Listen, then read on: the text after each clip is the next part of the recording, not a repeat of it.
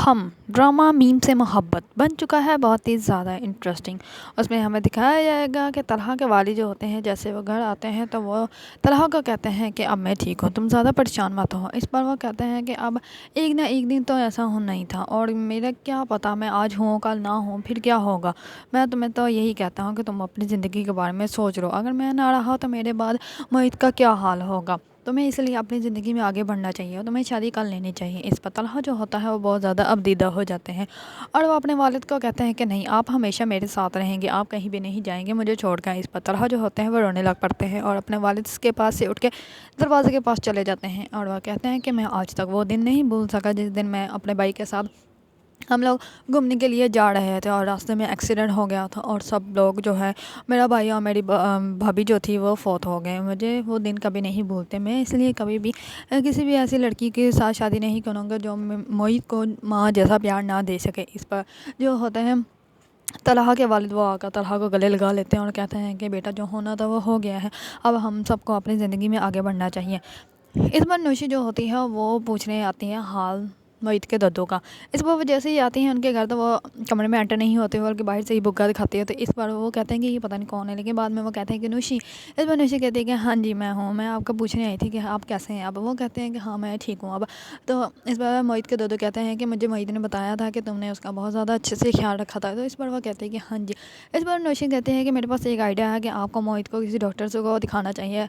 अगर आप डॉक्टर को दिखाएंगे तो मोहित ठीक हो जाएगा। इस बार मोहित के दद्दू कहता है कि उसका इलाज पहले से चल रहा है और सब डॉक्टर उसको कहते हैं कि वो ठीक हो जाएगा, लेकिन सबसे पहले उसको प्यार और मोहब्बत और कोई ऐसा इंसान चाहिए जो उसको ठीक कर सके। इस बार नौशी जो होती है वो चुप कर जाती है, क्योंकि नौशी अब ये तो नहीं ना कह सकती कि मुझे इस घर में रख लें तो मैं आपके बेटे को ठीक कर दूँगी मोहित को।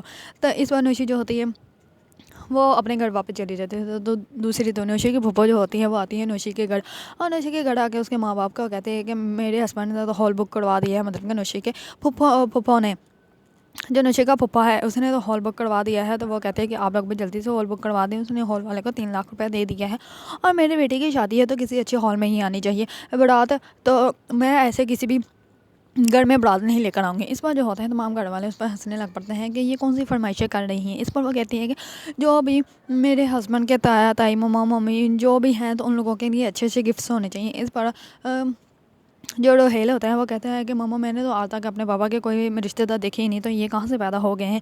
इस पर वो कहती है कि बड़ों की बातों में नहीं बोलते, तुम चुप कर जाओ। इस पर वो कहता है कि ठीक है। इस पर वो उठ के चला जाता है माही के पास और माही के पास जाके कहता है कि तुम यहाँ पे क्या कर रही हो। तो इस पर वो कहती है कि मैं अपने ससुरालियों की खिदमतें कर रही हूँ। इस पर वो कहता है कि अच्छा जी चलें अब चाय बाहर लेके चलते हैं, जाकर मम्मा की बातें सुनते हैं, देखो वो कितनी मज़े मज़े की बातें कर रही हैं। इस पर वो कहती है कि ठीक है। वो जाते हैं तो दूसरी तरफ उसके पापा कहते हैं कि अब मैं जो हूँ माही को लेके जाऊँगी शॉपिंग के लिए, और वैसे भी दुल्हन की शॉपिंग जो है वो सस्ते में हो जाती है, लेकिन मेरे बेटे की तो पहली शादी है और मेरा इकलौता बेटा, तो इसकी जो है शेरवानी ही 3 से 4 लाख की आनी चाहिए। ये ना हो कि आप लोग कंजूसी कर लें। वैसे भी भाई और भाभी जो है वो अच्छा खासा कमाते हैं, तो इसलिए इन लोगों का ये बहाना नहीं सोचना चाहिए कि 2 लाख रुपए हाथ में पकड़ा कर कह दे खुद शॉपिंग कर लो। ये नहीं होना चाहिए इसको।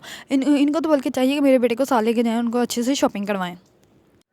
इस बात तमाम घर वाले जो होते हैं उसकी बातों पर हंसने लग पड़ते हैं। तो नौशी की जो दादी होती है वो अपनी बेटी को कहती है कि अच्छा ठीक है, हम लोग तो ये करवा देंगे, तो तुम माही को क्या सोना डालोगी। मैं तो कहती हूँ तुम 12 सोने की चूड़ियाँ बनवा दो और साथ में सोने के 2 सेट बनवा दो और साथ में जो है झूमर और बिंदी जो है ना वो भी अच्छा सा सोने का ही बनवा देना। इस वजह होती है नौशी की फूफो वो कुछ भी नहीं कहती। वो कहती है कि माही कहाँ है, मैं उसको लेकर जाती हूँ शॉपिंग के लिए। इस पर वो जो होती है वो वहाँ से उठ के चली जाती है। तो इस पर नौशी का दादू कहता है तो इसने तो अपने पाँव पे पानी भी नहीं आने दिया। इस पर जो होती है माही के पापा वो माही को लेकर जाती है शॉपिंग के लिए और वो कहती है कि अपनी पसंद का ले लो, अपनी पसंद का ले लो, लेकिन पसंद वो खुद कर रही होती है। वो जिस कपड़े पे हाथ रखती है तो वो उसको कहती है कि नहीं ये तो फीका है, तुम अपनी पसंद का लो।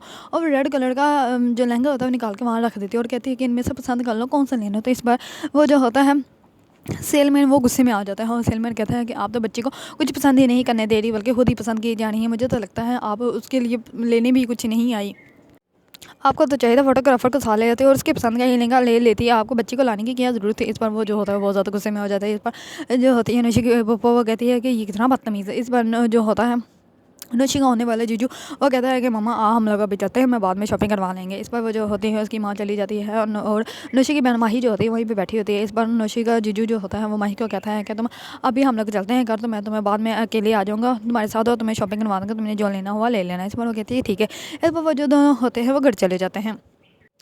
अगर आप लोगों को ड्रामा मीम से मोहब्बत पसंद है और इसके बारे में न्यू न्यू अपडेट जानना चाहते हैं तो मेरे चैनल को लाइक कमेंट एंड सब्सक्राइब करना मत भूलिएगा।